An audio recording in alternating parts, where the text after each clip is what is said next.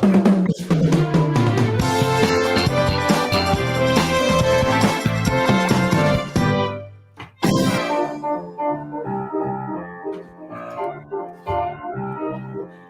think you ought to know, that men's radio, the place where men and women really speak. Oh man, what a show! It's men's radio. This crazy show is on 3 times a week. Now Russ and Phil are there to help with all your cares. We laugh, we cry, we talk like grown-ups do. But if you're sad and low, it won't cost you no dough. And radio, that's the place for you. With Russ Kane and Phil Dave. I absolutely don't want anyone to think that we just fell on air, as they say in the trade. We didn't fall on air. I was here at 20 to what? That's why. Oh, there you go. Sorry, no, it's me. Just testing. No, it's you, COVID. Well, no, COVID boy. How are we doing? Are you ready to play golf? Are you going out to play golf? It looks like. Well, first and foremost, I should start off by saying bad hair day. So that's why this. Well, that's saying something. Okay, all right. I should also sort of kick off by saying symptoms pretty much all gone, which is very exciting. Blimey, O'Reilly. But then last night I did a lateral flow test. And still? I can't see. Put it closer. Two lines on the shirt. So you're joking. It's very frustrating, but never mind. On the plus side, at least I don't feel too rough for it. So that's something. I hate to say it. You look better than ever. Irritating little shit. Yeah, I mean, you look really good. How does that work? I've had other people say that as well. I think it's because I've had some sleep. I think it's because you stopped snogging Julia Hartley Brewer. I think that's how you got it. I'm telling you now. I think that's what it is. I think it was you in a threesome with Dawn Neeson, Julia Hartley Brewer, and little Phil Dave. That's my professional view. An image to help with the nausea. I don't know what is. Phil Andrews. It's Phil selling bin liners of electrical gear. There is a hint of the Del Boy about him today. I got to say. Now, what's going on, Wimble? Don La Douche or whatever. All right. What did he used to say? What was that? This time next year, Philip will be millionaires. I used to love that. Now, David Wimble, he is the big cheese of Deluxe Radio, and hi to everybody on Deluxe Radio, 42,000 plus of you. Afternoon, you two nutters. Not quite the phrasing we want on a mental health radio station. I need cheering up today, so do your best. Yeah, I don't know if that's going to be possible, David. I'll be honest with you. Well, look, here is the dilemma for you. Something to get your head around. No pun intended. What? What's going on? I have a symptom that is showing this morning, and I have no idea where this comes from. Why on earth this starts it. Okay. But I know that I know that this is something that's definitely going on. What's going on? I blame COVID. Well, this morning, I woke up, which really annoys most people. Well, that's a good start. I mean, we can build from that, right? Yeah. Build from there. And I had this strange taste in my mouth, and I've had it there since. Wasn't the whiskey I sent you, was it? No. That's most acceptable. Thank you. No. Okay. Strange taste in your mouth. Okay. And I have narrowed down what that taste is. I've worked out what did it taste of. Holla. You know the chicken nuggets that one gets at a certain fast food establishment? Yeah, sure. Well, it's that taste. Now, let's be very clear about something to anyone who doesn't know this. I have been pescatarian for 22 years. In that time, I have never craved nor indeed wanted or indeed eaten chicken McNuggets. Nope. Why on earth would I suddenly have that taste in my mouth? And let's just put it this way as well. It makes me feel incredibly nauseous because I really so strange. Well, it is a side effect, isn't it? Because I say you can't smell and no taste and everything like that. But that's an odd thing. Arguably, I haven't had good taste for years. You see, this is it. Chicken McNuggets. See, you did snog. there you go. Oh, no, Veronica, what's the matter? She says she's having tech issues this side. I don't know why. But Veronica is watching on YouTube, which suggests to me, when she normally watches on Facebook, that maybe Facebook's where the problem's at for her. I don't know, but we've got the YouTube channel up. I'm looking at all the little ticks that I create, and there they are. Linda Dave. Oh God! Oh dear God, Linda, I've got the wrong thing here. Linda Dave. I put 2 heaped teaspoons. That's how your mother talks. I put 2 heaped teaspoons of chicken stock in your porridge. Linda, that is even making me feel sick. When does my mother sound like Derek Jacobi? Well, separated at birth. What have we got? Paul Andrews. Okay, Veronica, it's not technical problems. He cut it himself. I don't know what that means. Right. Morning, everyone. Happy Monday, says Sue Sleet up in Fife. And please do. She doesn't talk like that at all. She's not Scottish. She just happens to live up in Fife. Give Dave Sleet our very, very, very, very best. Fife. Going on up there. I Bromley in Staples Corner. Yeah, that's right. Oh, here we go. Advice for you. Everyone's so caring. Take peppermint, Phil. During COVID, many have this.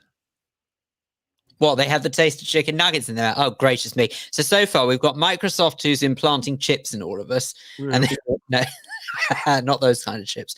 And then we've got McDonald's who are implanting chicken nuggets in all of us. Paul Andrews, shut your face. There we go. I thought I told him. I think it was polite but firm. It was polite but firm. Fair enough. I can understand why you've got where you've got to in your life, because nowhere. The number of people that you've just been straight to them and said, "Shut it." That's it. Perfect. But it saves a lot of time, doesn't it? It saves a lot of time.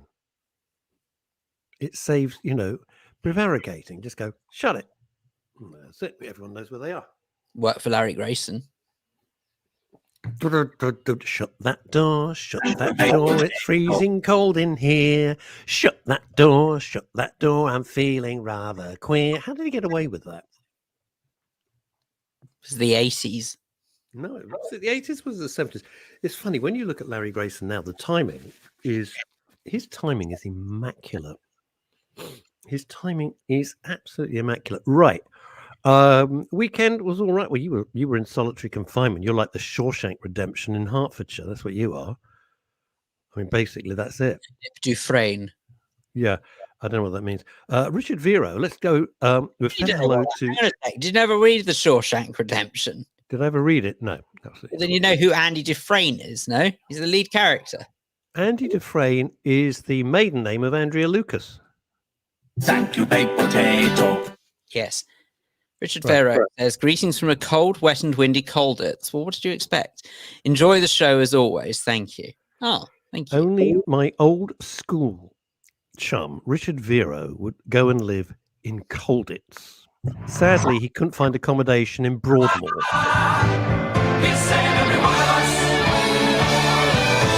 Barry J. Allen, afternoon all.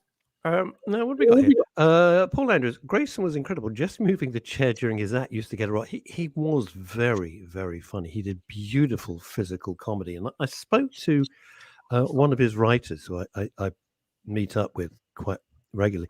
And because he used to write for the break. Work very long time now. What's that? They couldn't have had much work recently.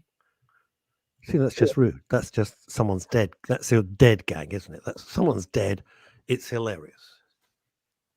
Yeah. I think that Larry mean business today, boy. Side of that. No, anyhow, no. Anyway, this guy used to write, if you remember the breakfast show on Capital, we used to do a stupid thing called Dick Tarrant Private Eye. How we got away with it, I don't know. But he used to write that. And you know that Larry Grayson would always be looking, give that sideways look that just the audience loved. And they'd have cameras everywhere so that they could just capture that kind of look. Right, let's. What have we got here? Veronica Curran, let's dash up to Edinburgh. Yes, strange taste, mainly greasy food taste, but peppermint is making a difference with taste and smell. Edible peppermint oil at cake mixtures at supermarkets. Right, Linda, get off your posterior. Get down to Sainsbury's. That's very interesting. Greasy food taste. That's exactly what it is. Wow. Isn't that odd? Wow. It is bloody odd. I blame you see, this is what it is. It's the Chinese. They have shoved the worst of their takeaways from like a really crap takeaway, and they've shoved it into COVID. They developed it in the lab. It's like Wuhan takeaway. I'll have a number 19, a 72, and a 3, please. Maybe that's where the 19 comes from in COVID-19. COVID-19. They thought they were ordering sweet and sour prawns. They've ended up with bloody COVID. This is what's happened. I think we've solved, between you and I, we have solved the entire pandemic problem. No two ways about it. I don't want to say that we are medical geniuses, but I'm going to say it anyway. I think it's a fact. All of this time, we thought it was named after the year, and no, it wasn't named after the year. It was named on the menu at the Wuhan restaurant. See, I think there was a calf. Yeah.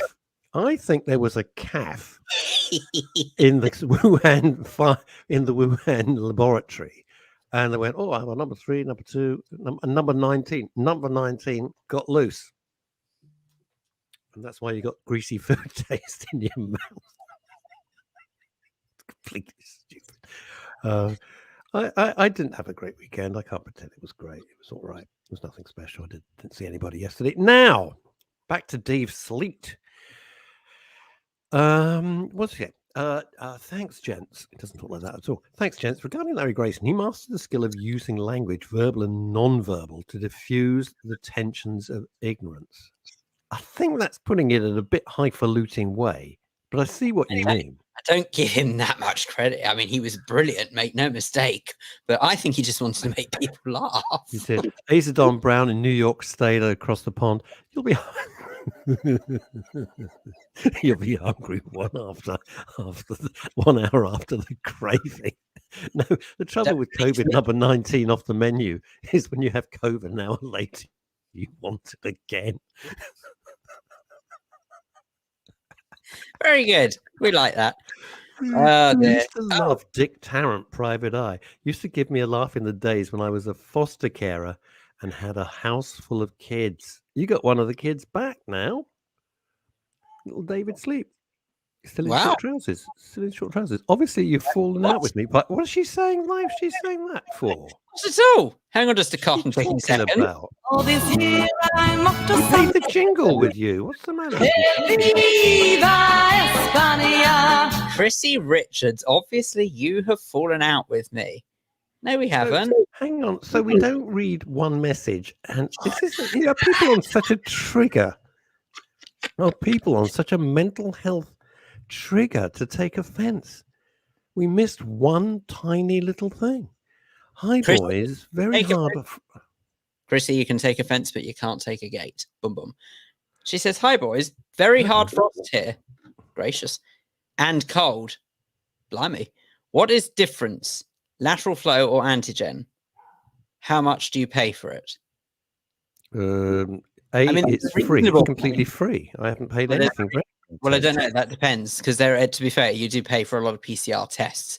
But it is true that if you test positive for a lateral flow test, then technically, up until very recently, you could have sent off for a PCR test from the government for free.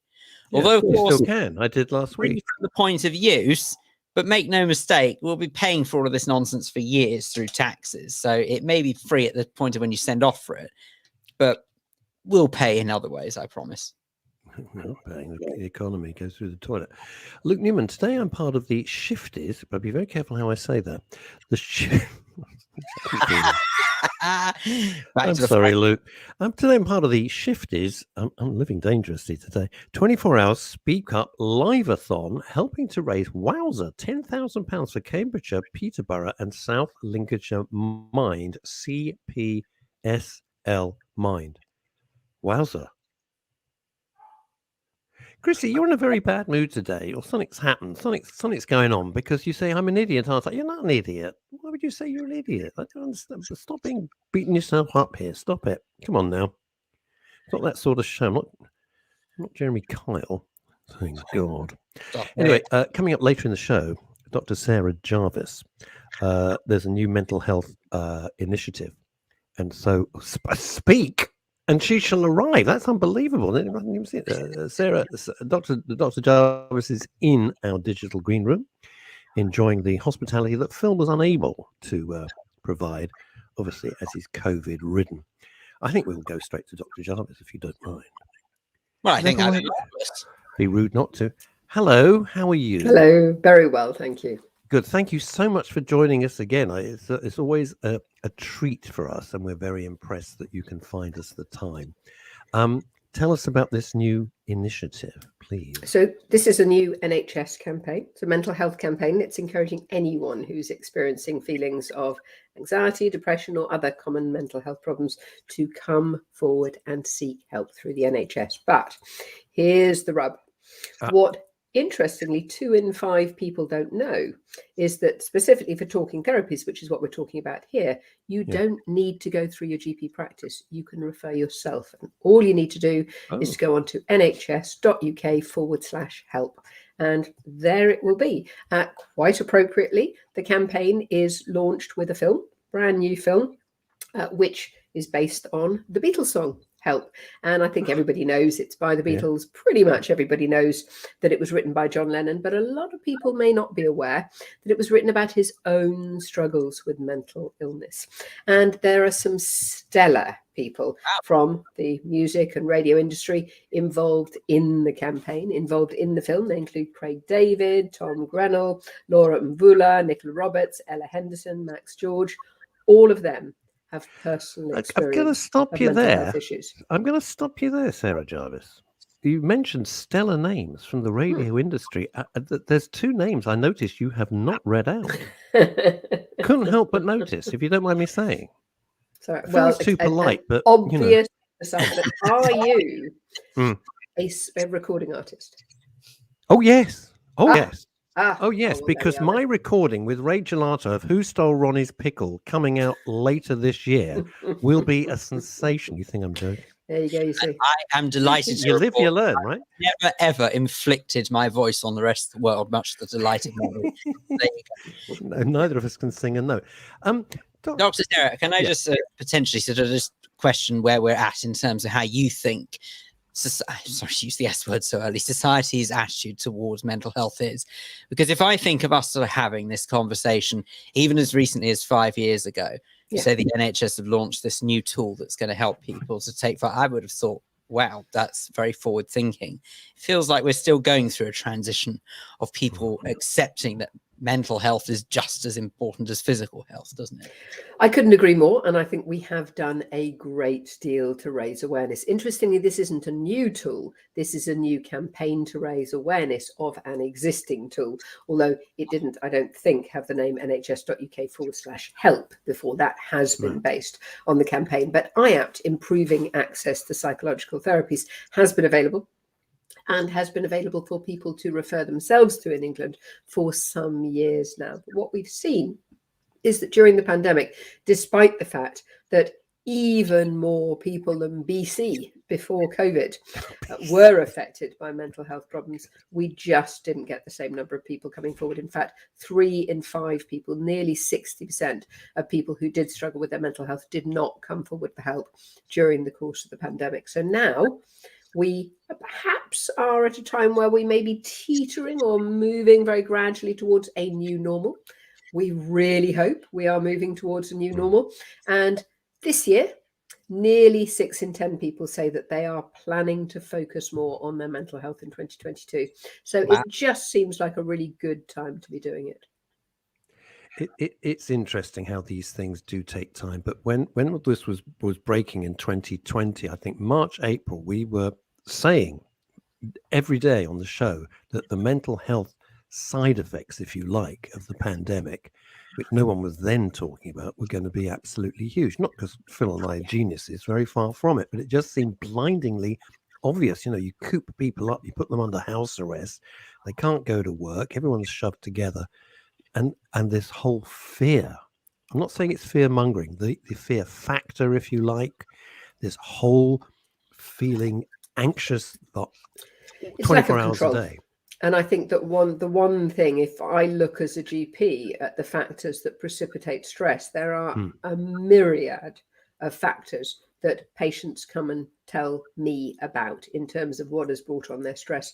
But actually, you can usually boil it down to underlying themes. And one of perhaps the single biggest underlying theme is a lack of control. And what we've seen, of course, is that people during the pandemic, there have been lots of financial stresses. There's been a huge amount of uncertainty about what's going to happen to people's jobs. There have been lots of changes to regulations which had to be made at very short notice, because unfortunately with new variants, they would suddenly, burst upon the scene. And when you consider that with the Omicron variant, it took less than 3 weeks between it being identified on the 24th of November and becoming the dominant variant in London.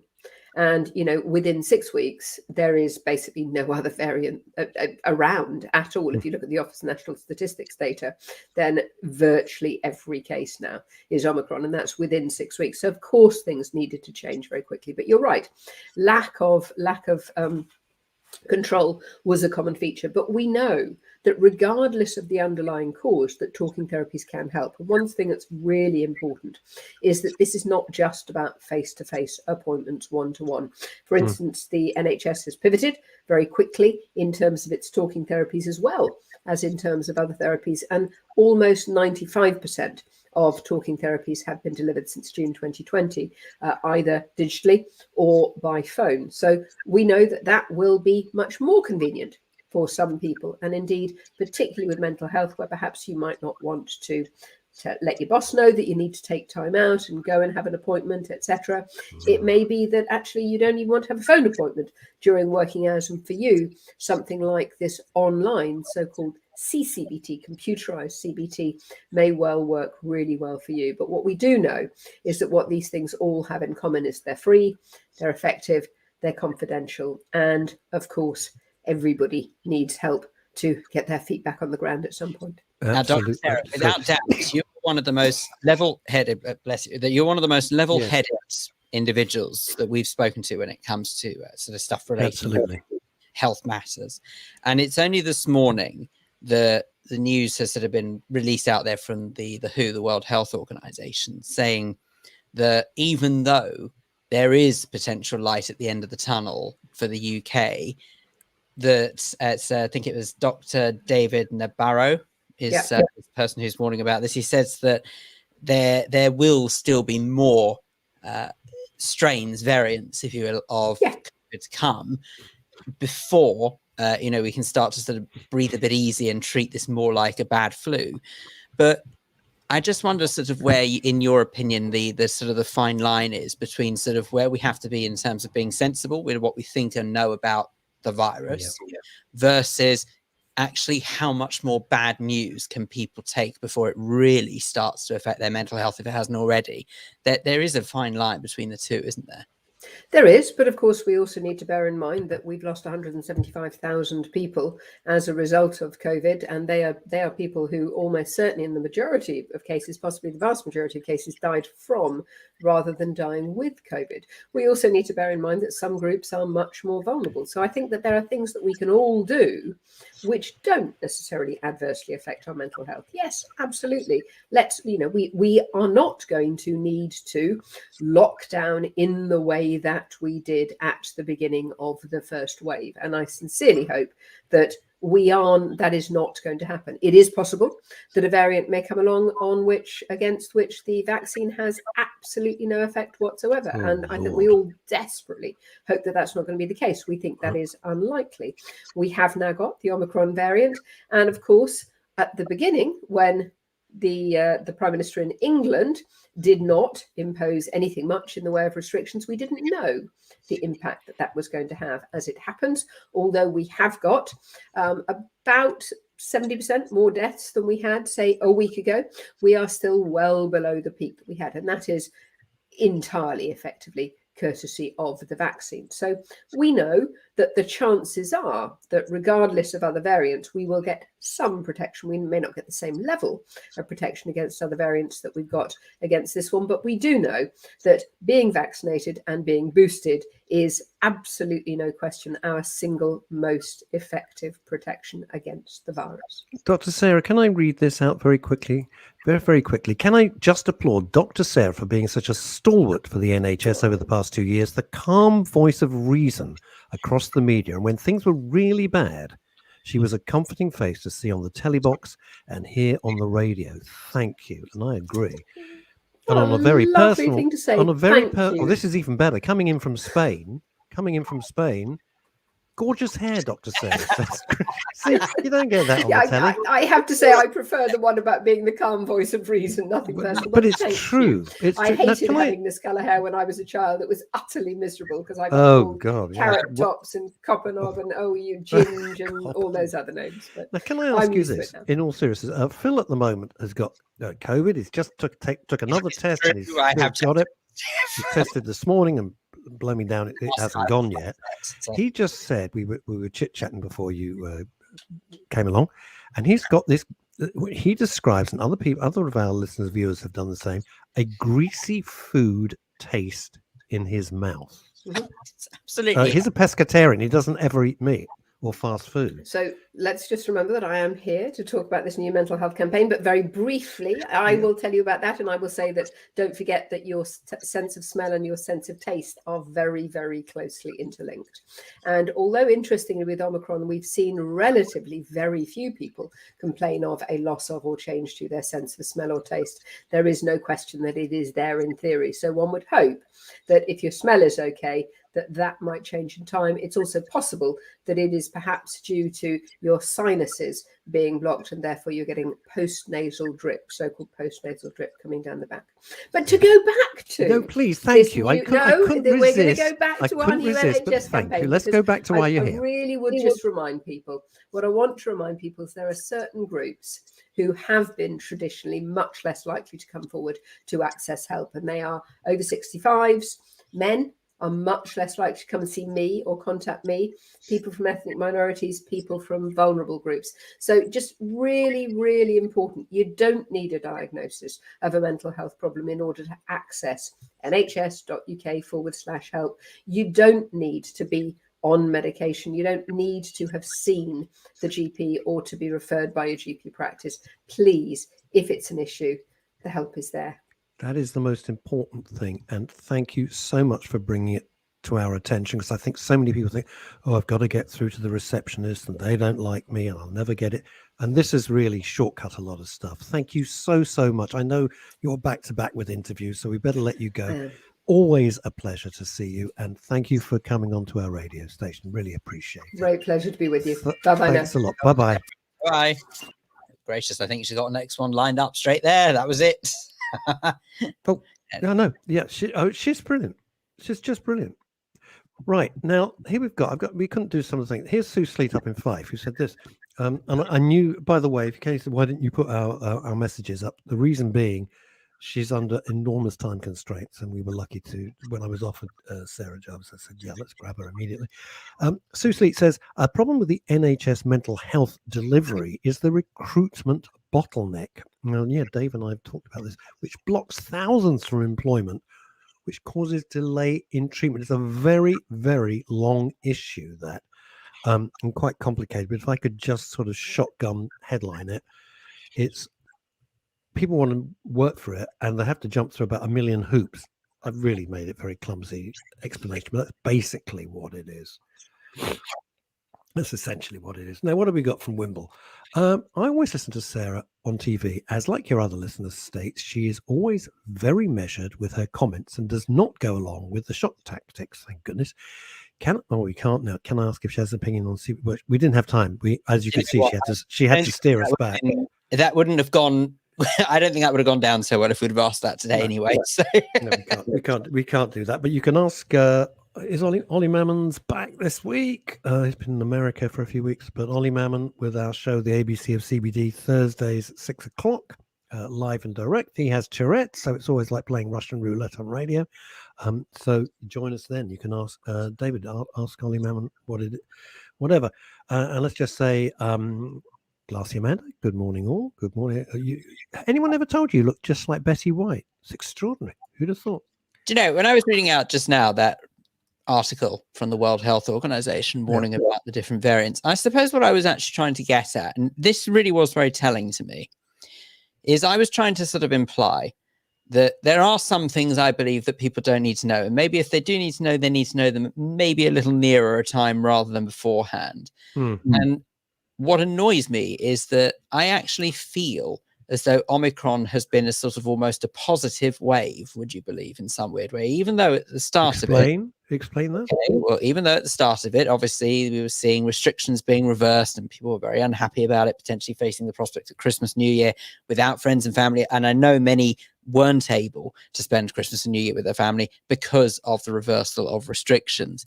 However, as soon as the government started admitting, look, actually, Omicron isn't as dangerous as we first feared it might be, as soon as they saw the data come out of South Africa that suggested that their wave was over and done with within a matter of weeks, as soon as we've sort of seen people who've had Omicron, and I am one of them, saying it is just like having a bad cold, honestly, not a problem. All of these things are slowly but surely building up people's mental strength again, saying, look, you know what? We're okay. We're getting there. There is a light at the end of the tunnel. There was a report, I think, over the weekend that suggested that the UK may be sort of entering a phase of endemic rather than pandemic, which of course means that it will start to slowly but surely wriggle its way out of all of this hoo-ha that we've witnessed over the last couple of years.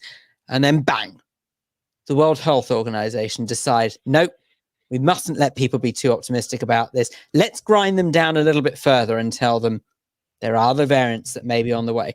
It's a virus. We know there are other variants. A virus always mutates.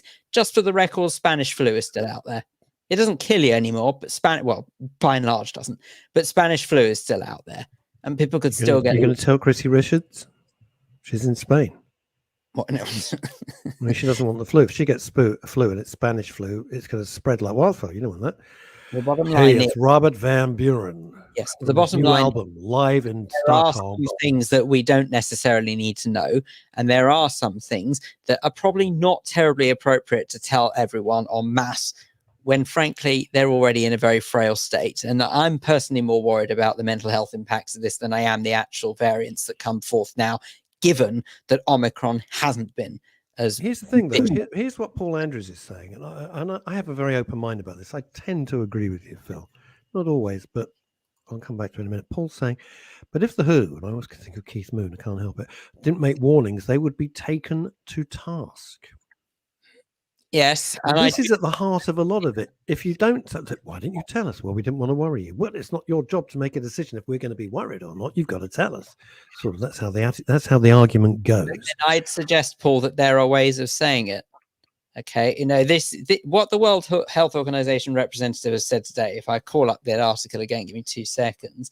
Okay. He has said, and I quote, looking at it from a UK point of view, there does appear to be light at the end of the tunnel.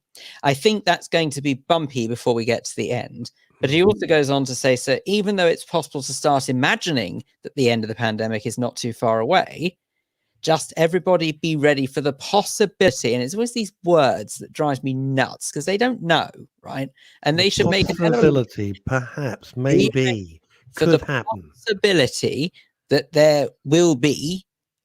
Now that's interesting, actually. The possibility there will be rather than possibility there might be. Interesting. But I think we know there'll be more variants. That's not really rocket science. That's not a shock. There will be more variants and mutations coming along, or that there will be further challenges or surges of even Omicron coming. Well, we've already seen surges of Omicron. You know, that's what we're going through right now. And I just think that they've got to be very, very careful and read the state of the nation, because I've seen people who are more worried about the unknown with this than they are about the here and now. So in other words, the virus is around now. The Omicron variant is here. People are catching it all over the flipping place. I know people who are less worried about catching Omicron, but they are more worried about what that means in terms of restrictions, what that means in terms of the way the World Health Organization reacts. That's what they're more concerned about. And I just don't believe that the authorities know this, and that's what's troubling me as well. Is I think they need to read the state of the nation, not just this country, but all over the place, a heck of a lot more than they are. So, the way that Australia have been going on, I've always thought of Australia, Kylie Minogue, and I'm not going to say Rolf Harris anymore, you can't. But, happy-go-lucky, jolly, lust for life, living the outdoors, beautiful weather, a charming place. I've never been, but apparently it's great. And, suddenly they're coming across like God knows what, some horrible authoritarian, very unpleasant. I'm not talking about the tennis player. I really don't give a shit one way or the other. I'm not into tennis, and I just don't care. It was just too much. There was too much airtime given to it. I don't care. Is my view. I think that's another great freeing up thing. You can say, I don't care. And people go, what do you think about so-and-so? I go, I don't care. Nothing I can do about it. I'm not interested in tennis. I can't influence the Australian government. I can't influence this bloke who plays tennis. I don't care. It's okay to say, I don't care. Wait for it.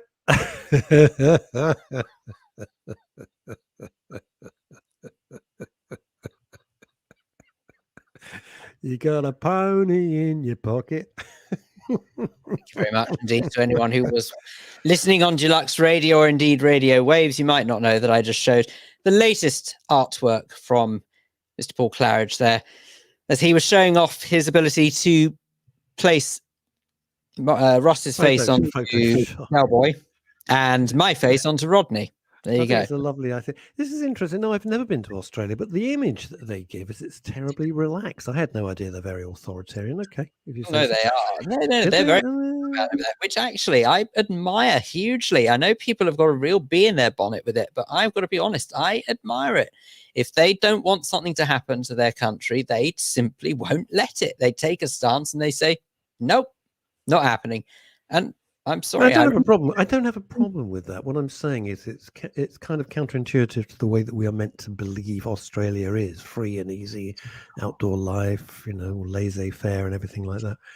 Yeah, well, I think they're free and easy, but at the same time, heaven help anyone who breaks the rules. But anyway, what is that? Hang on, what's this say here? During COVID in Melbourne.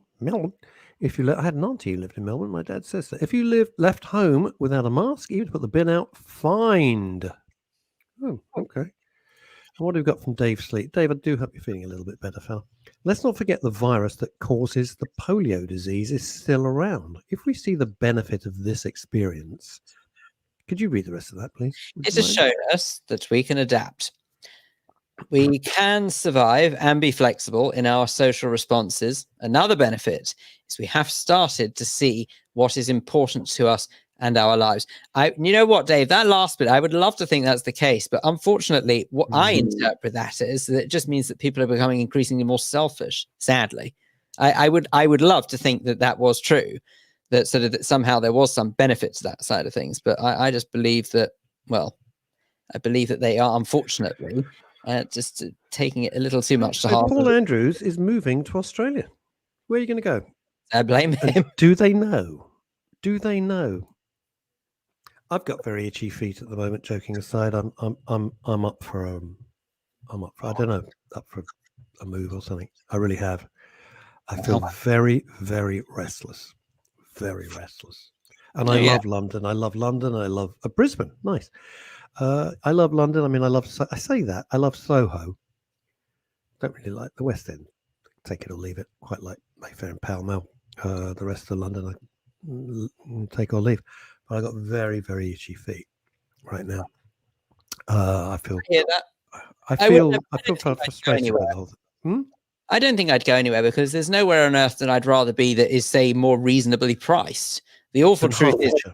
Yeah, the problem is that anywhere I like, the idea of living is just as expensive in London, if not more. So there's no point. It's not expensive. It's interesting, your interpretation. I just want a better. I just want a bit of a different life. I think that's what I don't want to go to Australia. No interest in going there whatsoever.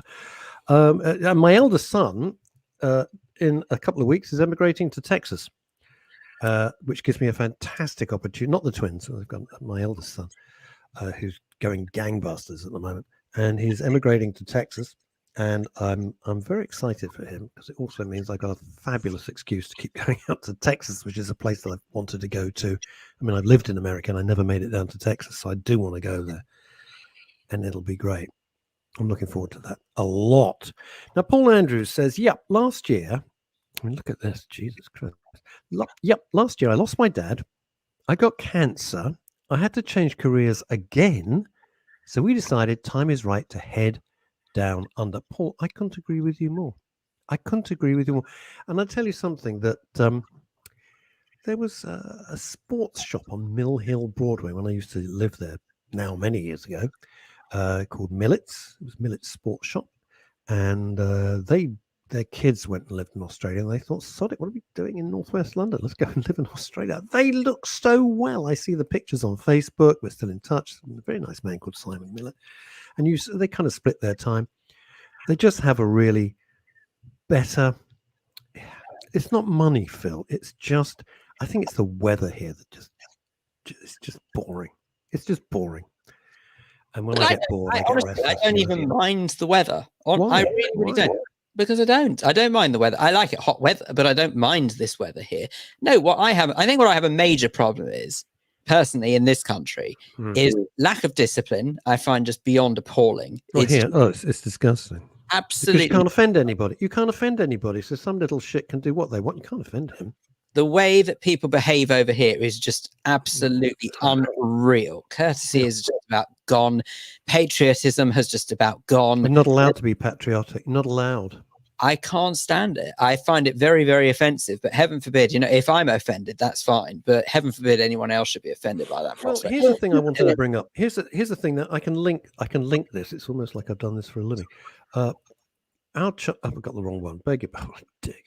Right, let's try again. Paul Claridge, our chum, just seen on BBC News website, a new investigation has identified a suspect who may have betrayed Anne Frank and her family to the Nazis. We're a little bit late, but I suppose better. Shall I tell you, Paul Claridge, shall I tell you how I interpret that? And I don't think you're going to like this very much, but hey, I'll give it my best shot. I find that very convenient. The BBC, because I know this is where I'm going with this. The BBC Let me guess. America.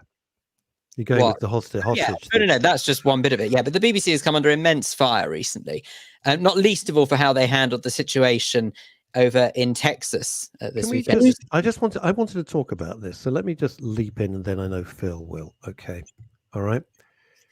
So a British guy, a Muslim, goes into a synagogue armed with a gun and holds people there. The BBC put the word hostage in inverted commas. Inverted commas. Now, you're all very intelligent. You're watching all over the world. You're in America, you're in Spain, you're in Germany, you're everywhere, right? Can you explain to me, if a guy goes in to a place of worship, holds guns to people's heads, why is the word hostage in inverted commas? Why is that? You know why it is. It's the constant drip feed of the normalization of this. It's disgusting, and I'm sick to death of it. I'm sick to death of it. I'm sick to death of the agenda that the BBC News has. Yes, they make fabulous television programs. Yes, Radio 4, Radio 4 Extra, all of that, the World Service, marvelous. Yeah, but they're different divisions. That's the point. That's the point. They're totally different divisions. And they've also taken in 2 teenagers, and wherever this prick came from. I don't give a shit. He's dead. Good. I'm offended. Those men arrested in connection with the American hostage situation are called British. Well, they are British. Correct. Whether you're offended or not, Rosemary. I am. I get it, but they are British. I am with Rosemary 100% on that. Well, what would you call them then? They're British. They were born here. They're British. Call them what you will, but I don't think that's no. You can't. Come on, you're a professional broadcaster. You can't say that. Hang on just a second. No. Hang on just a cotton picking second. It doesn't matter what country they came from. Truly, it doesn't. The fact is that it was a clear act of terrorism. Of course it was. Except they refused to. Can you imagine it the other way round? if they went into, I'm sorry, I'm sounding like Stephen Crowder at the moment, who's just been banned on YouTube, just come back. Huge show in America. It's called Louder with Crowder. You'll hate it. I find it vaguely interesting. It just gives another perspective. He was banned. Now, I mean, you can imagine, right, that you go into a mosque with a gun, and the BBC would not be saying, "Oh, possible." No, it's just that they could have gone into anywhere. Could have gone into Sainsbury's. No, this is nonsense. This is nonsense. I'm sorry. Am I annoyed? Yes, I am. Yes, I am. It was deliberate. And then, of course, we have to play them. And this really gets to me. And I commented it today on social media. And Phil, I'd like your take on this. When all else fails, throw in the mental health card. It's amazing, isn't it? It's always a mental health. It's never like, no, you're a terrorist armed with a gun going into a place of worship. Oh, no, play the mental health card. Why don't you? So I tell you what, every time they play the mental health card, what that actually does to people who genuinely suffer with mental health problems, the point, isn't it? It denigrates them. Of course it does. It dilutes them. It makes out as if they're lesser individuals in society. It makes out as if what they're going through means that they are destined just to be hated by everybody else. It's total nonsense. Nothing to do with mental health. And furthermore, we actually now have laws in this country, if nothing else, that state quite rightly that those who do have mental health problems need to be treated the same as anyone who doesn't have, quote, mental. We've all got mental health problems, by the way. They're just people haven't realized that yet. But they need to be treated the same. Varying degrees. Never been diagnosed as having had a mental health problem. So should I tell you what that means if we are treated the same? If we are. Okay. Right? Continue the analogy. If someone has a mental health issue, they cannot be refused for a job just because they have a mental health issue. If they're suitable for a position, in an Equality Act, it means that they have to be given serious consideration for that position. And if they are the best candidate by law, they should get that position. It also means that if someone is of sound enough mind to carry out an act that is deemed to be breaking the law, that same law should protect the victims of their crimes. So in my humble opinion, you cannot turn around and use mental health as an excuse for the reason why someone has attacked somebody else. That may be the reason, but it can't be an excuse. Oh, this is kick the hornet's nest. Sue Sleet up in Fife. BBC News should go back to the original charter. That person has still got it within them to commit that crime. Yeah. Okay? Yeah. So they should not be treated differently just because they've used the excuse of mental health. That's the reason why. Sorry, Susie. What really upsets me is it dilutes the whole conversation about mental health. We've just had Dr. Sarah Jarvis on. I was thrilled to get her back on our show. Right. It's a very real thing. It does not mean you go bursting into places armed with guns and hold people hostages. It doesn't. And you can't conflate them all. This is what's so bad about it. And I'm just sick of it. It's amazing. It's amazing. If it comes from a certain ethnicity, it's always a mental health issue. It's strange, that, isn't it? BBC News should go back to the original charter of providing factual information, not giving a skewed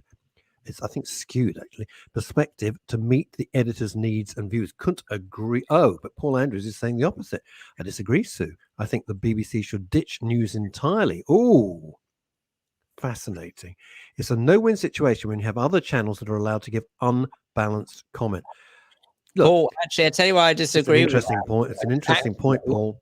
No, I tell you why I disagree with that. Is because if you have journalists who are trained properly, and I've seen this firsthand from when I worked there, okay, if you have journalists who are trained properly to know what, with unbiased opinion, okay, if they actually know what that means, some used to, not anymore, but when they're trained properly to know what unbiased means, and when they actually are going out there, gathering the facts themselves in a balanced fashion. So in other words, let's just say there is a situation like the one in America, a balanced perspective.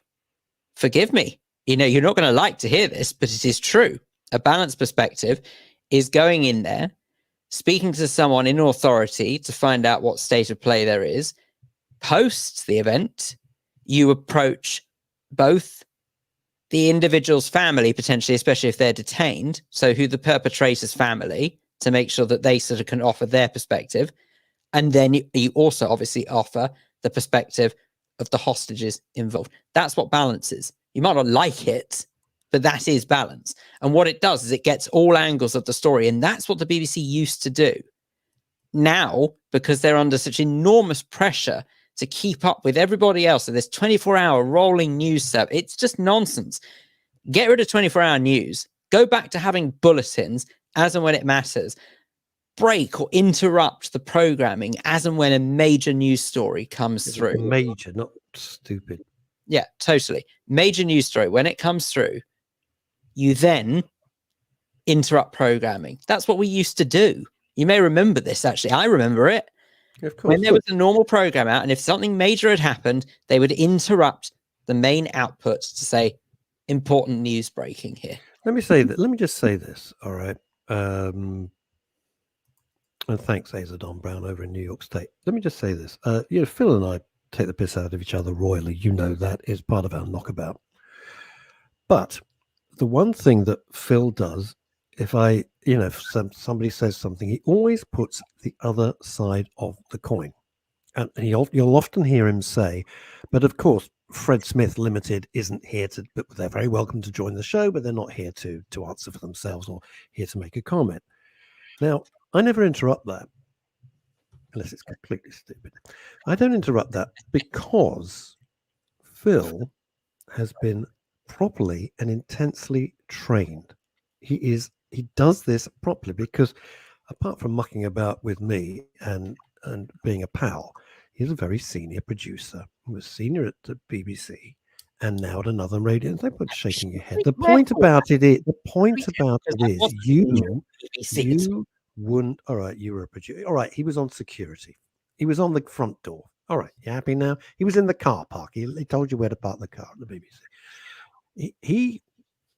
Because he's been trained correctly, will look at these things dispassionately and then try and give a view, which is what the BBC should do. But the BBC are so clearly running an agenda. Now, I'm torn because part of me thinks defund the BBC, let them stand on their own 2 feet, because as people say, well, you've got a choice. Yeah, the choice is don't pay the license fee and you used to get a criminal record or could be put in jail. That's not a choice.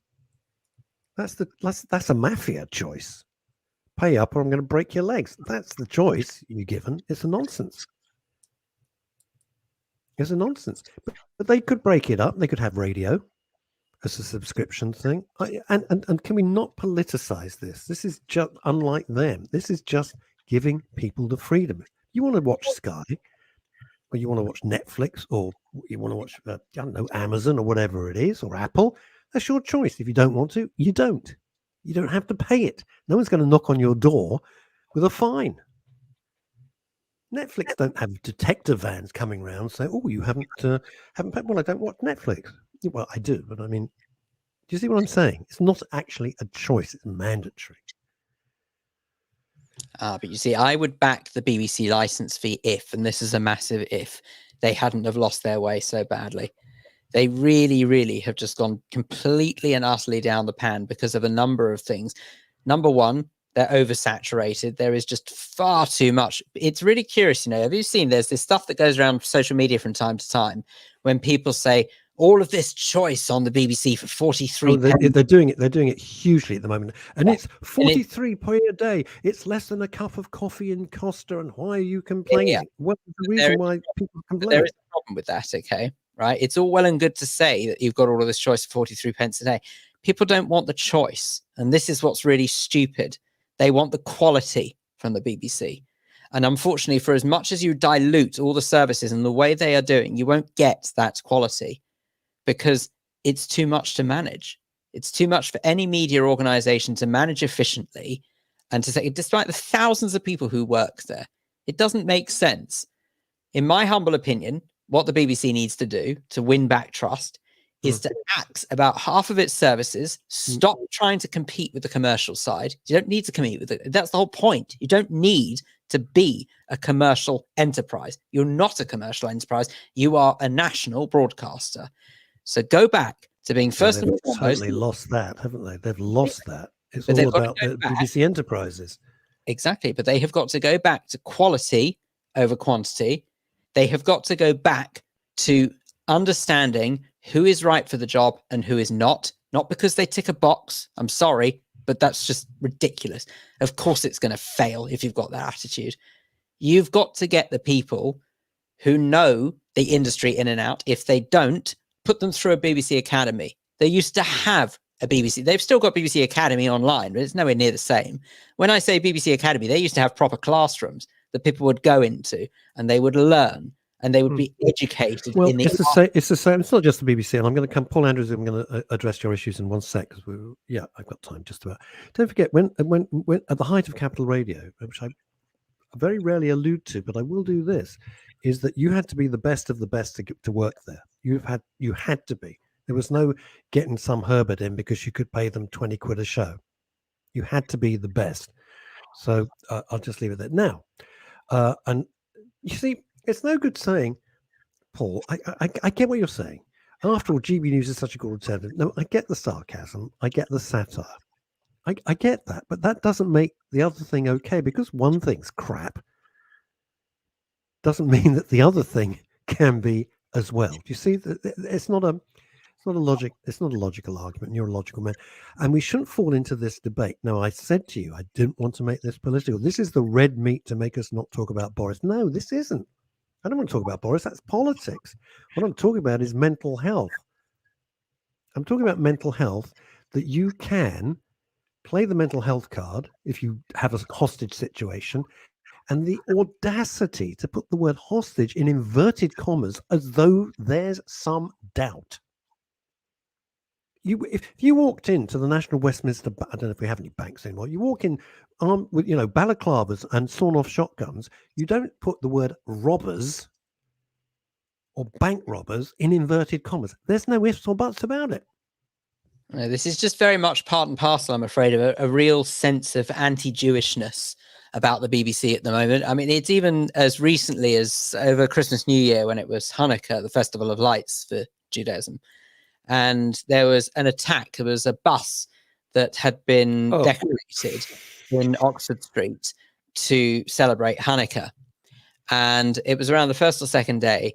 And there were a group of Muslims. Okay, that's fact, by the way. This is not me making it up. There was a group of Muslims who went to verbally and anti-Semitically attack this bus. They didn't like it. They started chanting things like Free Palestine, as if Jews in this country have got anything to do. The kids on a bus. In Israel. The kids on a bus. Okay, as if it had anything to do with it. And they didn't. They made it political, right? They started attacking that bus. And what was it the BBC came back with? The BBC were the ones who said that it now transpires the people on the bus were provoking the people on the street. No, they weren't. No, they didn't. You can see from the video. You can see from the video they weren't. There's no evidence of that whatsoever. The BBC, from what I understand, did have to retract it afterwards, but there is no evidence of that. They still won't apologise. They still won't apologise. But they did it because that is their idea of balance. That is the problem. Their idea of balance is saying, oh, well, it probably wasn't just one side attacking, it was probably the other. I'm sorry, what? And then they've gone as far as, well, we need to know the identity. We need to know the identity of these people. You could see their faces. People know who they are. They wouldn't back down. All you got to do is say, I've screwed up. As we run to the end, if Prince Andrew had at the beginning of this ghastly affair come clean and said, you know what, I was divorced, I was a single guy, I didn't know, or he could have said something. But if you keep doubling down,